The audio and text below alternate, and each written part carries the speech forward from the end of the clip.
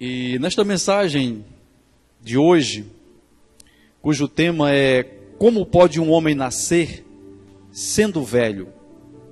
Essa foi uma pergunta, de Nicodemos para o nosso Senhor Jesus. E em João 3, a narrativa deste diálogo, e nós vamos estar lendo a partir do verso de número 1. Estou aqui na versão ARA, Almeida Revista e Atualizada.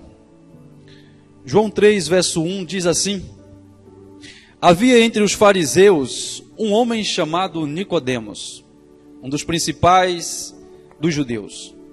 Este, de noite, foi ter com Jesus e lhe disse: Rabi, sabemos que és mestre vindo da parte de Deus, porque ninguém pode fazer estes sinais que tu fazes, se Deus não estiver com ele. A isto respondeu Jesus: em verdade te digo que, se alguém não nascer de novo, não pode ver o reino de Deus. Perguntou-lhe Nicodemos: como pode um homem nascer sendo velho? Pode, porventura, voltar ao ventre materno e nascer segunda vez? Respondeu Jesus: em verdade te digo, quem não nascer da água e do Espírito não pode entrar no reino de Deus. O que é nascido da carne é carne, e o que é nascido do Espírito é Espírito. Não te admires de que eu te dizer, importa-vos nascer de novo. O vento sopra onde quer, ouves a sua voz, mas não sabes de onde vem, nem para onde vai. Assim é todo o que é nascido do Espírito. Então lhe perguntou Nicodemos: como pode suceder isto? Acudiu Jesus: tu és mestre em Israel e não compreendes estas coisas? Em verdade te digo que nós dizemos o que sabemos e testificamos o que temos visto. Contudo, não aceitais o nosso testemunho. Se tratando de coisas terrenas, não me credes. Como crereis se vos falar das celestiais? Ora, ninguém subiu ao céu, senão aquele que de lá desceu, a saber, o Filho do homem que está no céu.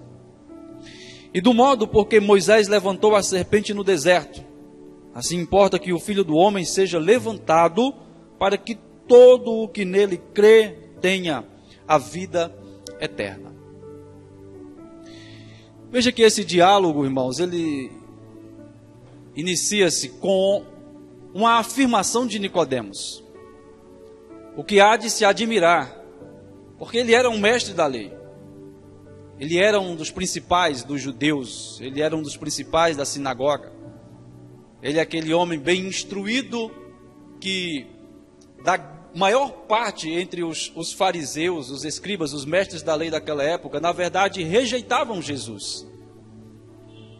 Não só rejeitava Jesus, mas também incitava o povo a não crer também em Jesus. O chamava de falso profeta. Por algumas vezes disseram que Jesus estava carregado, cheio, era de espíritos imundos. Mas há esse caso aqui em especial, deste homem, deste senhor, chamado Nicodemos.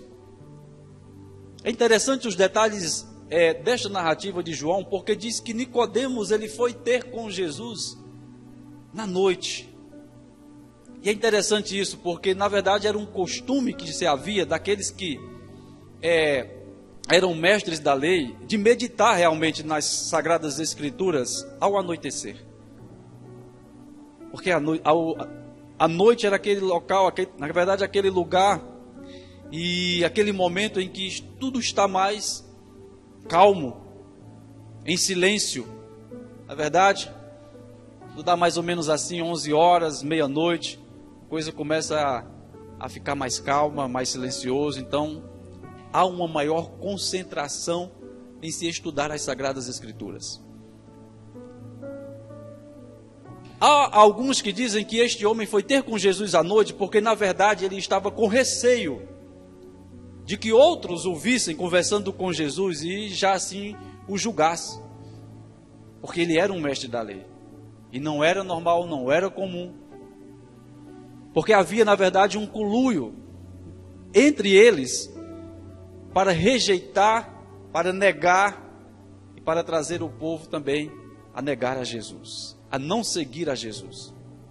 Mas Nicodemos se aproxima dele na noite, chega diante de Jesus e já chega com uma afirmação. Ele diz: olha, eu sei que tu vens da parte de Deus. Sei que tu és um profeta de Deus. Porque ninguém realiza, ninguém faz os sinais que tu fazes se não vier da parte dele. Certamente tu és um enviado de Deus. Olha que coisa estranha ele fazer esta afirmação. Mas eis que este é um homem que não estava querendo fugir dos fatos, da realidade, da verdade, daquilo que estava realmente posto diante dele. Porque de fato Jesus estava realizando milagres, curas, prodígios estavam acontecendo. E este homem é levado a dar razão a toda a verdade e os fatos que estavam diante dele. Por isso que ele chega diante de Jesus já com esta afirmação: só pode vir da parte de Deus. Não há possibilidade de alguém realizar estes sinais que nós estamos testemunhando, que nós estamos vendo, se não vier da parte de Deus. Agora veja que coisa interessante, porque Jesus ele não continua o diálogo nesta linha que Nicodemos começou. Porque Nicodemos ele faz esta afirmação e Jesus poderia muito bem simplesmente dizer: eu sou de fato o Messias, o Cristo, o enviado. Fazes bem em crer assim, Nicodemos. Não. Jesus muda de assunto. Ele muda de assunto e já vai de fato confrontar a Nicodemos e levar Nicodemos a pensar, a refletir. Jesus já vai logo direto e é bem objetivo e diz: olha, se não nascer de novo, ninguém pode ver o reino de Deus. Ninguém pode entrar no reino de Deus se não nascer de novo. Veja o que tinha a ver. Com o contexto da conversa de Nicodemos, não tinha nada a ver. Com a linha de pensamento de Nicodemos não tinha nada a ver. Então Jesus diz: olha, para entrar no reino dos céus é necessário o homem nascer de novo.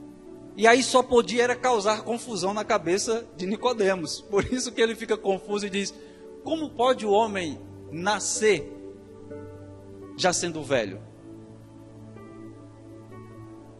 Daria de fato um nó na cabeça de qualquer um, e qualquer um com certeza iria fazer esse tipo de pergunta: como é esse negócio? O que o Senhor está querendo dizer com isso? Não dá para compreender. Tem como o homem retornar novamente para o ventre da sua mãe e nascer de novo? Não compreendo, isso é impossível. E aí Jesus chama a atenção dele: olha, tu és mestre em Jerusalém. Tu conheces muito as Escrituras, conhece as histórias da peregrinação do povo para com Deus. Tu és mestre e não compreendes? E aí Jesus diz: olha, se tu não estás compreendendo tudo aquilo que tu estás observando e vendo como sendo as coisas que estão diante dos teus olhos aqui na terra, você não terá capacidade de compreender as coisas celestiais, as coisas que fazem parte do reino de Deus, do reino celestial. Então Jesus já chama logo a atenção dele e deixa bem claro para ele que é necessário o homem nascer de novo. Por isso Jesus diz: olha, o homem tem que nascer. Aquele que não nascer de novo, da água e do Espírito, de modo nenhum verá a Deus, não herdará o reino dos céus, não entrará no reino dos céus. Então Jesus deixa bem claro já que há uma condição posta para o homem entrar no reino dos céus. E esta condição é nascer de novo, da água e do Espírito. Então, o que nós encontramos neste primeiro ponto desta conversa, vamos tratar deste primeiro ponto, é justamente que Jesus deixa bem claro, e o Evangelho todo deixa bem claro para nós, que conhecer as Escrituras, que conhecer a lei, e que não é por meio deste conhecimento, não é por meio das leis, dos estatutos, dos mandamentos, de todo o corpo de doutrina,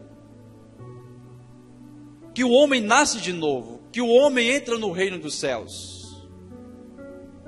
E nós poderíamos dizer que a lei, nesse sentido, ela é ineficaz. Ela não tem o poder de fazer o homem nascer de novo. Ele era o quê? Mestre da lei, conhecedor das Escrituras. E não somente isso. Era um homem que seguia todos os ritos que estava para que ele seguisse. Porque há detalhes que às vezes nos passam desapercebidos e pensamos, interpretamos às vezes de um modo precipitado.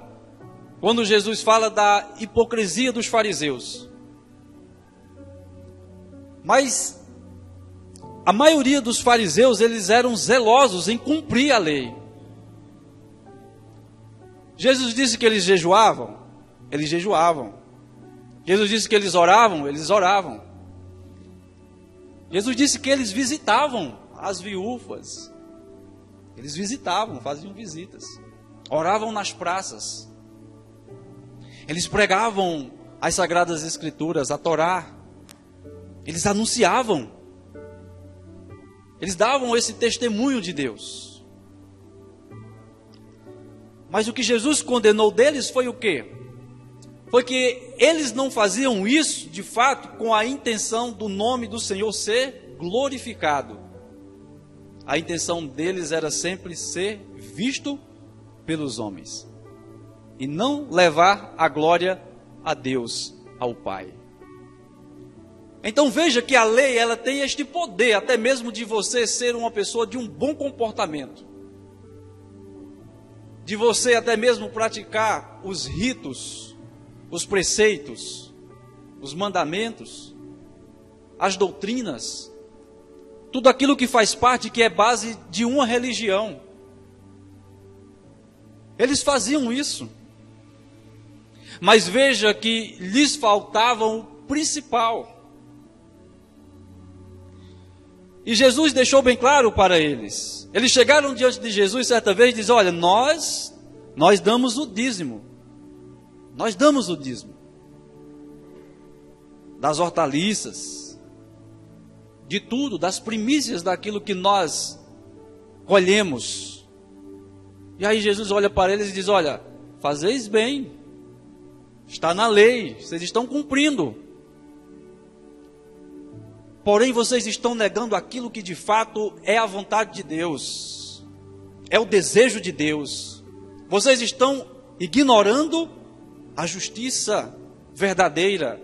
Vocês estão ignorando a compaixão, a misericórdia, deixando tudo isso de lado. A intenção do coração de vocês em praticar estes preceitos, as leis, tem outra motivação, tem outro propósito, e não o genuíno de um coração que louva, que agrada e que reconhece a Deus como sendo o Senhor dos Senhores, o Rei dos Reis, o Deus Altíssimo, o Deus Todo-Poderoso. Vocês não estão rendendo verdadeira honra, glória a Deus. Vocês não estão fazendo isso. E não poderiam estar, porque não tem como. Na condição que o homem ficou, o homem se tornou incapaz diante da lei de cumprir a vontade de Deus. E qual foi a condição? A condição é aquela que nós já conhecemos, de que todos pecaram e foram destituídos da glória de Deus. Então o homem por si próprio, pela sua própria força, pela sua própria sabedoria e entendimento, jamais glorificará ao Deus Todo-Poderoso de uma forma verdadeira e genuína. Jamais. O homem ficou incapaz, porque ele ficou longe de tudo aquilo que é divino, santo, justo e verdadeiro. Não tem como. O seu ser foi corrompido. a inclinação do seu coração e os desejos, os intentos do seu coração são todos voltados para o mal, em fazer o mal, em desobedecer, em ser rebelde. Esta é a realidade, esta é a verdade que o Evangelho deixa bem claro para nós. O homem ficou este ser realmente perverso, sem capacidade de se levantar para glorificar ao Pai. Então a religião em si, ela traz para o homem uma superficialidade. Por isso que o autor aos Hebreus, ele vai dizer que todos os sacrifícios que eram oferecidos, eles tinham uma aparência de poder de transformação, mas era estereótipo. Era estereótipo. Não transformava realmente a consciência, o coração, não mudava. Não mudava. E aí nós começamos a entender melhor tudo isso. Por exemplo, no texto que nós lemos em João capítulo de número 3, verso 9 e verso 10, Jesus, naquele diálogo, diz assim: então lhe perguntou Nicodemos, como pode suceder isto? E acudiu Jesus: tu és mestre em Israel e não compreende estas coisas? Jesus deixa bem claro isso, nos dá essa certeza, que este homem é mestre, que este homem praticava a lei, os mandamentos, os estatutos, mas não tinha ainda compreendido realmente a vontade verdadeira de Deus. Por que a lei, irmãos, ela se tornou ineficaz para produzir no homem este novo nascimento e trazer a salvação realmente para o homem? A transformação do seu interior, da sua consciência, do seu coração. Ou seja, ter o poder de converter realmente o homem a ter este novo nascimento. Quando Paulo escreve aos Romanos, no capítulo de número 7, Paulo vai deixar bem claro, nos esclarecer disto. Romanos capítulo de número 7, a partir do verso de número 12, está escrito: por conseguinte, a lei é santa e o mandamento santo e justo e bom. Acaso o bom se tornou em morte? De modo nenhum. Pelo contrário, o pecado, para revelar-se como pecado por meio de uma coisa boa, causou-me a morte, a fim de que pelo mandamento se mostrasse sobremaneira maligno. Porque bem sabemos que a lei é espiritual. Eu, todavia, sou carnal, vendido à escravidão do pecado. Veja que a lei ela é ineficaz para produzir isso. Não é porque a lei não tenha exatamente esta eficácia, este poder. O problema não está nela. Mas nesse sentido, neste propósito, nesta finalidade, ela se torna ineficaz por causa de mim, por causa de você, por causa da nossa condição de homens e mulheres caídos e destituídos da presença de Deus. Paulo deixa bem claro para nós, olha, a lei é santa, a lei é boa, ela é justa, ela é espiritual. Mas aí ele esclarece para nós, nos dá esta compreensão e este entendimento. Mas eu sou carnal. Eu sou carnal. Ou seja, em mim está uma natureza pecaminosa, caída, que deseja e que ama o pecado. Os prazeres deste mundo que estão contrários à vontade de Deus. E que traz sobre mim juízo. Então Paulo está dizendo, olha, a lei é tudo isso, é uma maravilha. Mas por causa da minha condição de homem pecador, de homem carnal, aquilo que era para produzir vida em mim, na verdade, produziu o quê? Morte. Porque como que eu tomo conhecimento do pecado? Através do mandamento. Do mandamento. Não adulterarás, não roubarás, não levantarás falso testemunho, não cobiceis a mulher do próximo, não cobiceis os bens do próximo, honra teu pai e tua mãe. Então veja que o mandamento e a lei, aquilo que era para produzir vida em mim, produziu morte, porque Paulo diz, porque eu tomei conhecimento agora que sou um pecador por causa do mandamento, por causa da lei. E ao conhecer isso agora, tornou-se uma potência dentro de mim. Foi revelado dentro de mim um homem mau. Um homem mau. Agora eu tenho o entendimento de que eu sou pecador, porque eu não consigo fazer a vontade de Deus por mim mesmo. Estou constantemente o desobedecendo, estou constantemente se rebelando contra Deus. Então, é isto que acontece. Era isso que Jesus estava querendo produzir, esta consciência ali, juntamente naquele diálogo com Nicodemos. Era que ele compreendesse isso. Que ele compreendesse isso. Este é o nosso primeiro ponto. E Paulo vai deixar bem claro para nós também. Veja, o próprio apóstolo Paulo é um exemplo, né, de homem instruído, culto, letrado e zeloso em observar e guardar a lei.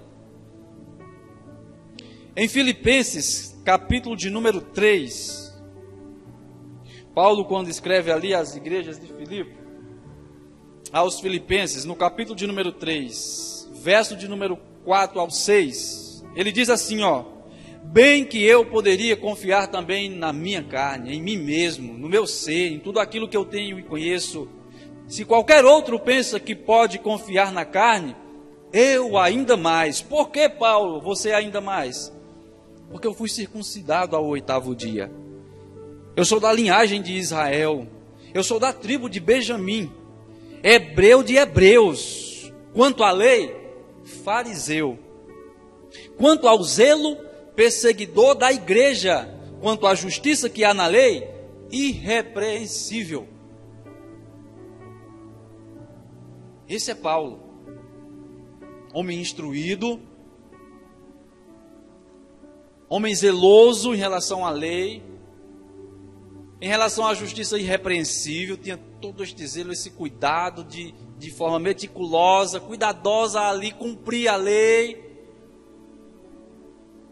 Ele ainda diz mais, eu sou hebreu de hebreus, eu fui circuncidado ao 8º dia, passei por todos esses rituais, então eu sou um genuíno. E aí Paulo está dizendo, olha, se alguém pensa que pode confiar em si mesmo, na sua própria justiça, ele diz, quanto mais eu, meu amigo, eu sou tudo isso. Eu tenho tudo isso, eu tenho toda essa bagagem.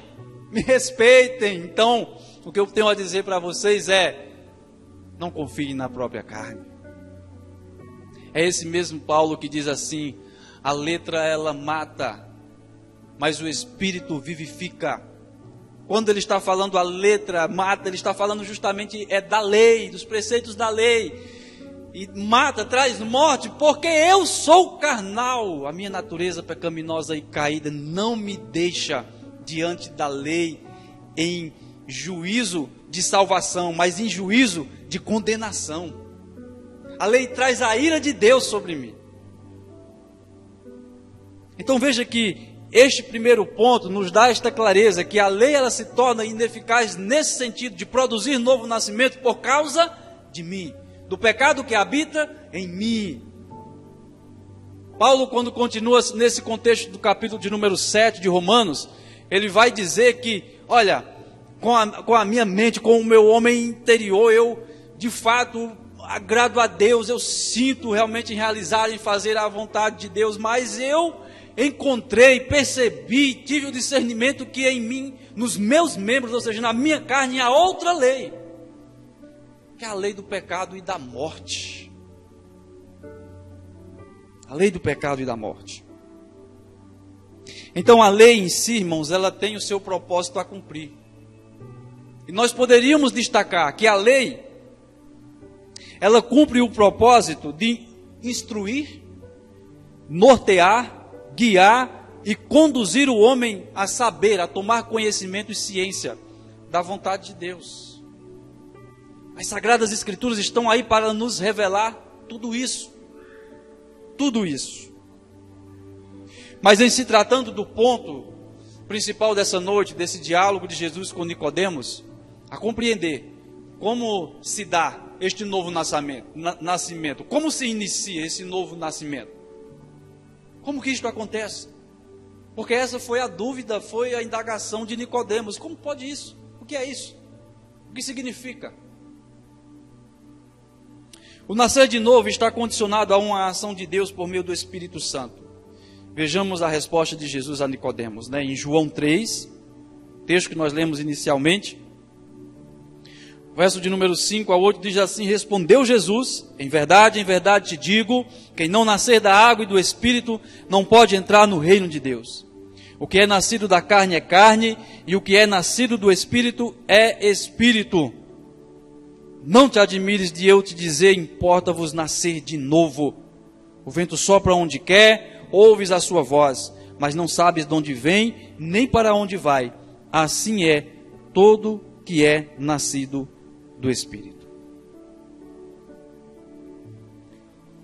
O que nós acompanhamos na trajetória de Jesus diante dos discípulos é ele deixando bem claro como que se inicia esse novo nascimento. E é justamente quando está perto de Jesus ser assunto aos céus, naquele momento ali em que ele deixa os discípulos entristecidos, porque os discípulos estavam já pensando, nós vamos ficar a sós, vamos ficar órfãos, porque Jesus diz, olha, é chegado o momento, é chegado o momento, eu retornarei para o Pai. E aí Jesus deixa bem claro para eles, é necessário que eu vá, porque se eu não for, o Espírito Santo não virá. Mas eu vou, e eu vou rogar ao Pai, e Ele vos enviará outro Consolador. E aí ele deixa bem claro para nós como que se inicia esse processo de novo nascimento, de regeneração na vida do homem. Ele diz, quando eu for e Ele vier, Ele vai o quê? Convencer o mundo. Convencer o mundo de quê? Do pecado. Opa! Vai começar, vai iniciar agora este processo de Deus agindo na consciência, no coração do homem, revelando a sua vontade e mostrando e expondo para o homem a sua condição, o que ele necessita, o que ele precisa e para onde ele deve caminhar, olhar. Quando ele vier, convencerá o mundo do pecado, da justiça e do juízo de Deus. Então Jesus deixa bem claro para nós que há uma condição e só há uma possibilidade do homem ter consciência do seu pecado, da sua condição diante de Deus. Que só há, de fato, como o homem se achegar novamente a Deus de uma forma verdadeira, genuína, cumprindo o propósito e o plano verdadeiro, salvífico do Senhor, que é por meio desta ação de Deus, por meio do seu Espírito Santo, convencendo o homem do pecado, da justiça, do juízo. Então assim inicia-se o novo nascimento na vida do homem, na vida do ser humano, é com essa ação, com essa ação. Por isso que Jesus disse que o Pai há de receber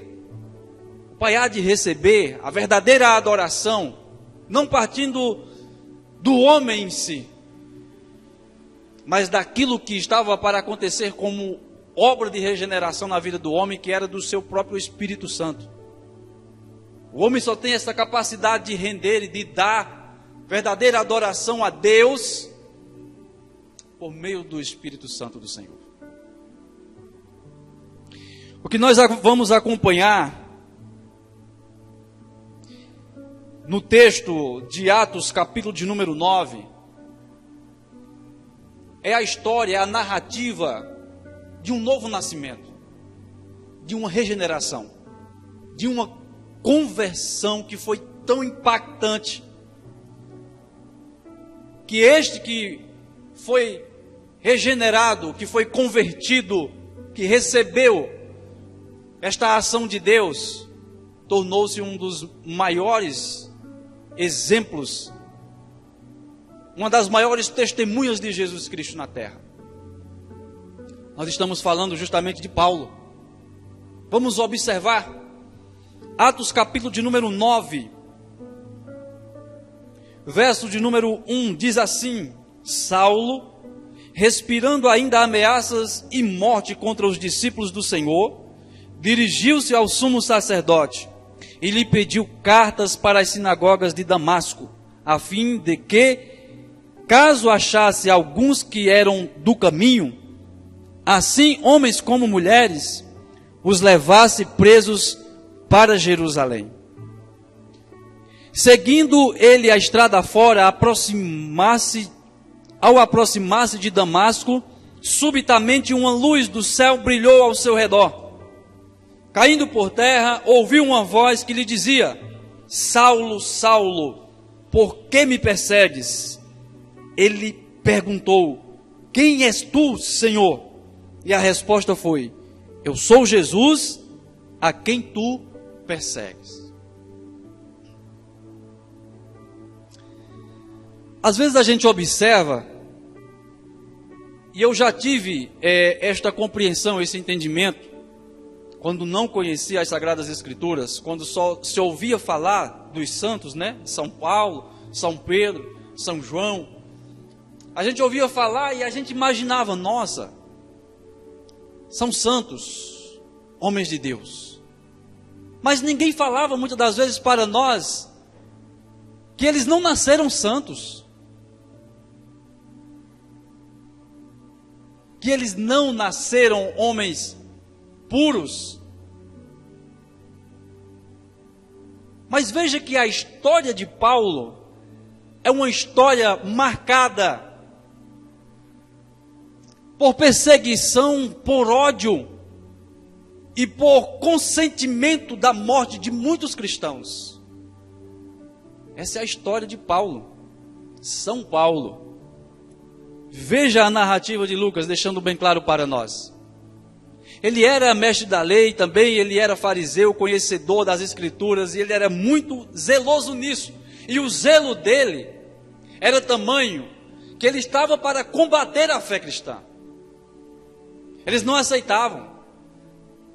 Eles tinham tudo isso como um movimento de abominação para eles. Por isso que ele estava constantemente atrás para prender os cristãos. Eram conhecidos como os do caminho. Não só prender, mas consentir com a morte de muitos irmãos. O próprio Estevão, que foi morto ali, Paulo estava consentindo com a morte dele. Estava concordando.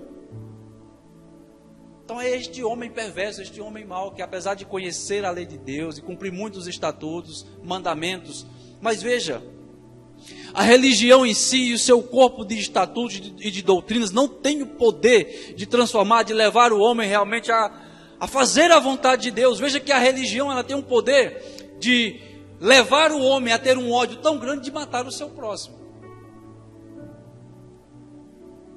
De matar o seu próximo. Porque os homens religiosos, eles estão dispostos a matar em nome de Deus. E a história mostra e prova isso para nós. Matavam em nome de Deus. Muitos mataram até mesmo em nome de Cristo. Carregados de religião só. De religiosidade. Deixando bem claro para nós que não havia novo nascimento, que não havia verdadeira conversão, que não havia verdadeira intenção e desejo no coração em servir a genuína vontade de Deus. E aí Paulo é esse que tem esse encontro, esta ação de Deus que coloca diante dele este susto, esse impacto. Estava indo para prender cristãos, estava indo para prender aqueles que eram do caminho, aqueles que estavam pregando o evangelho, anunciando as boas novas, os seguidores de Jesus. E aí de repente ele é tomado de espanto e de pavor, porque um grande clarão se dá diante dele e ele sente um impacto tão grande que ele fica cego, cai no chão de espanto, de medo. E é interessante porque Paulo, quando ele vai se levantar, ele já se levanta perguntando quem era. Quem és tu, Senhor? Ora,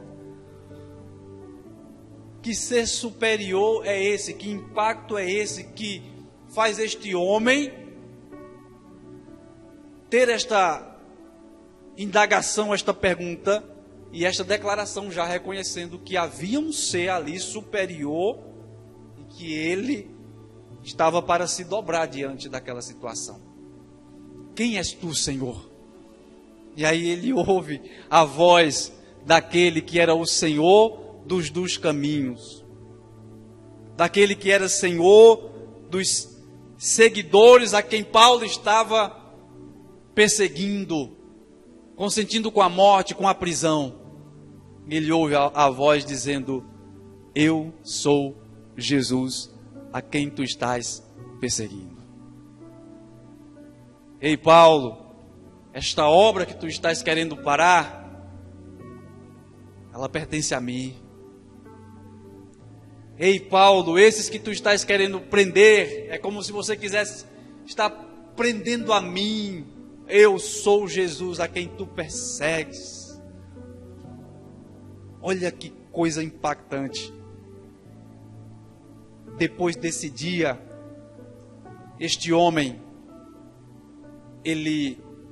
isso revolucionou a vida do homem para sempre, do apóstolo Paulo. Revolucionou, mudou tudo na vida dele, mas tudo mesmo.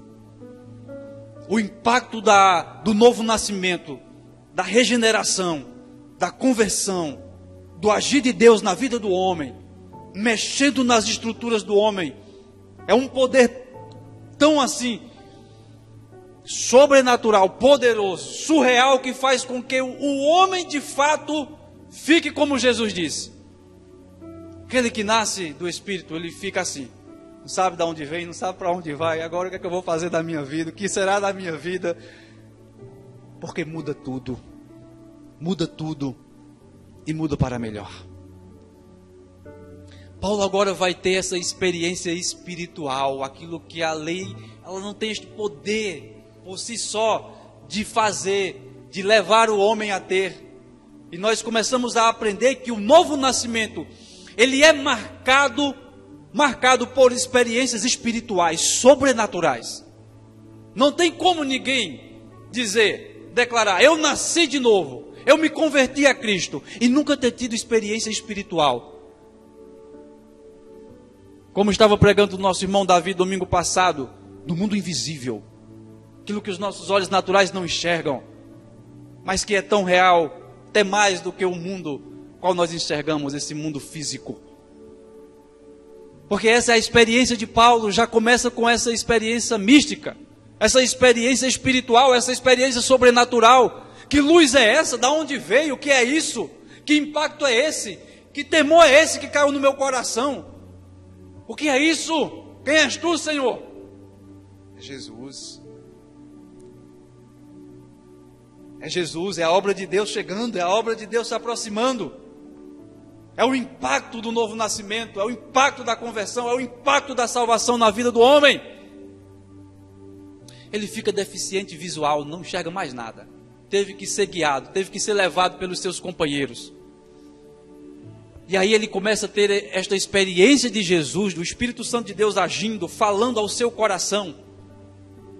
O Espírito Santo já fala ao seu coração e diz: olha, tu serás levado à casa de um profeta. Chegando lá, ele vai orar por ti, vai impor as mãos sobre ti, e você vai voltar a enxergar novamente. Olha, é Deus já levando o homem a ter essas experiências espirituais. É o Deus vivo, é o Deus real, não é o Deus do corpo de doutrina, de estatutos, de lei somente, mas agora é o Deus vivo, é o Emanuel, é o Deus conosco, é o Deus presente, que vai viver agora esta experiência genuína, verdadeira, Ele perto, Ele próximo, Ele dentro de nós, porque nós somos casa, nós somos morada, nós somos habitação de Deus no Espírito.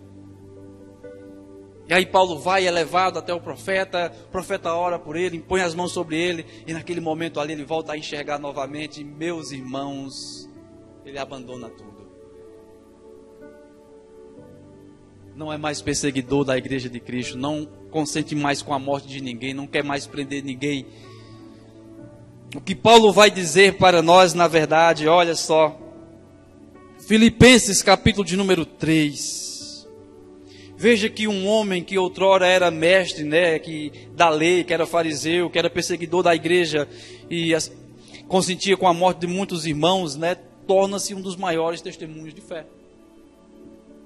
Filipenses capítulo de número 3, é o próprio Paulo dizendo: mas o que para mim era lucro, isto considero perda por causa de Cristo.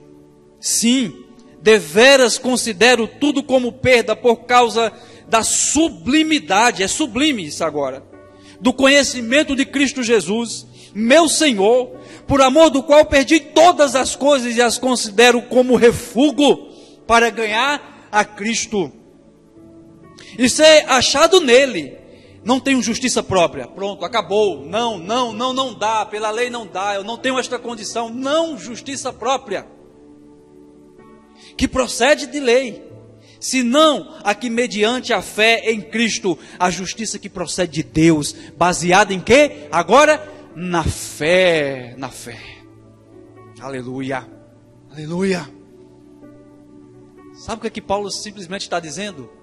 Eu agora é que estou tomando conhecimento de Deus. Eu não conhecia a Deus, conhecia as Escrituras, mas não conhecia a Deus.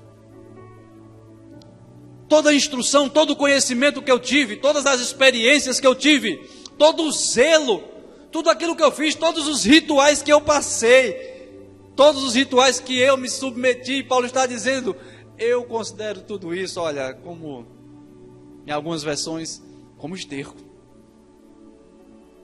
Reduziu realmente, Paulo diz, olha, eu reduzo a nada. Porque agora o que eu estou experimentando é sublime. A sublimidade do conhecimento de Cristo. Paulo está dizendo, eu agora estou tendo uma verdadeira consciência. Eu estou tendo agora um novo entendimento. Eu estou tendo agora um discernimento espiritual. Eu estou vivendo agora experiências com o Deus vivo. Paulo está dizendo, Deus está presente. Deus está aqui, Deus está comigo, Jesus está operando, eu estou tomando conhecimento do Messias, do Salvador, do ungido, do Cristo bendito. Paulo está dizendo aquilo que é mais importante, mais essencial para o homem, a grande revelação que o homem possa ter na sua vida. Paulo está dizendo, eu estou tomando conhecimento. E ele deixa bem claro para nós que esse fruto desse novo nascimento, de fato, nos leva a desconsiderar todo este mundo e tudo o que há, para poder prosseguir em conhecer a Jesus. Para poder entender melhor o que significa tudo isso, esse amor de Deus, esta graça, esta misericórdia, essa justiça que procede de Deus agora. E mais, essa oportunidade que Deus está me dando de eu ser incluído a entrar no reino dos céus, a ser salvo. Essa oportunidade que Deus está me dando de eu ser perdoado. Meu Deus, Tu estás me dando a oportunidade por meio de Cristo, dessa revelação, deixando bem claro para mim que é por meio de Cristo, do Teu Filho, que Tu deste, e é somente por meio dele que eu sou perdoado. Tu estás me perdoando, e o preço desse perdão foi Tu dar o Teu Filho, o Teu único Filho, em amor de mim. Como pode? Paulo fica assim, como se não tivesse de fato vivendo esta realidade. Ele fica tão impactado que ele abandona todas as coisas, toda a sua vida. Imagina bem, irmãos, um homem abandonar tudo aquilo que ele está vivendo, todo o seu contexto social, seu trabalho, seu emprego, todo o seu conhecimento, ou seja, uma vida inteira, ele está abandonando. E ele abandona, ele deixa para trás. Eu quero conhecer a Jesus.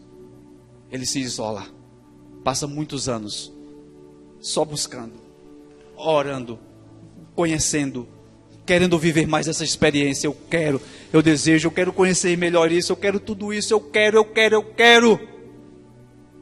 Que é isso, senão Deus agindo na vida do homem, levando o homem de fato para perto, para próximo dele e transformando.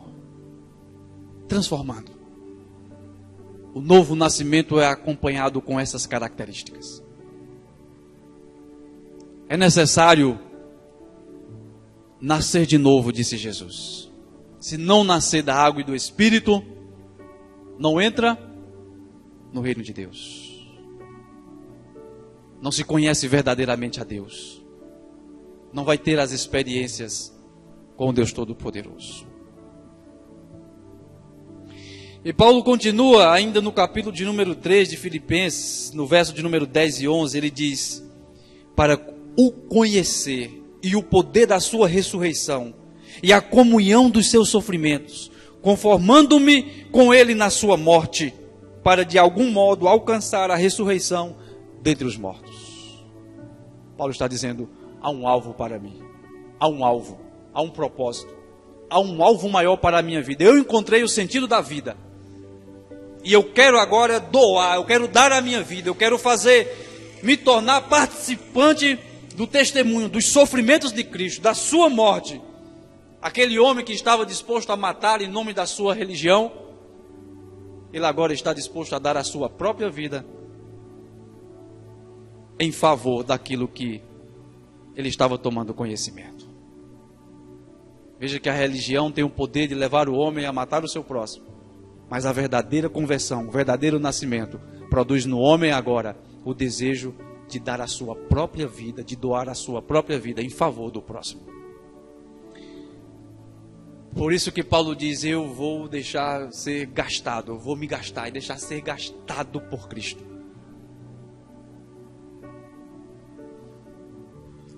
É Ele que deixa bem claro para nós. Este novo nascimento, essa mudança de vida que nós acompanhamos, toda a sua trajetória. Esse é um testemunho grande de novo nascimento. Ele doa a sua vida para cumprir o propósito e a vocação de Deus na vida dele. É por isso que nós vemos no Novo Testamento esse tanto de cartas de Paulo, de instruções, de esse evangelista, esse pastor, esse apóstolo, este sacerdote, que vai de região em região levando o evangelho, cumprindo a vontade de Deus, doa a sua vida como um todo para cumprir a vontade de Deus. Somente um homem que foi impactado realmente com a ação de Deus na sua vida e nascendo de novo, tem esta capacidade de se doar, de se doar, de se doar. Eu encerro esta mensagem dizendo isso para cada um de nós, totalmente incluído. Irmãos, vamos nos render, vamos dar razão a Deus, vamos deixar realmente ser tomado por Deus nas nossas vidas. Esse é o nosso papel em tudo que acontece neste novo nascimento. É se entregar, é se entregar, é se derramar, como nós cantamos nessa noite, me derramar, dizer que te amo. Se doe, se derrame, deixe ser realmente usado por Deus na sua vida. Desconsidere as outras coisas, porque há para nós um prêmio muito maior, conhecer a Cristo e o poder da sua ressurreição. Aleluia, aleluia. Concluímos, pois, que o novo nascimento produz no ser humano um despertar para um mundo espiritual, um discernimento espiritual, uma mudança de entendimento, de consciência, de intenções, de desejo, de atitudes e de propósito e de coração. O novo nascimento produz tudo isso na vida do homem. Você pode dar graças a Deus, você pode dizer amém, assim seja, eu creio, em nome de Jesus.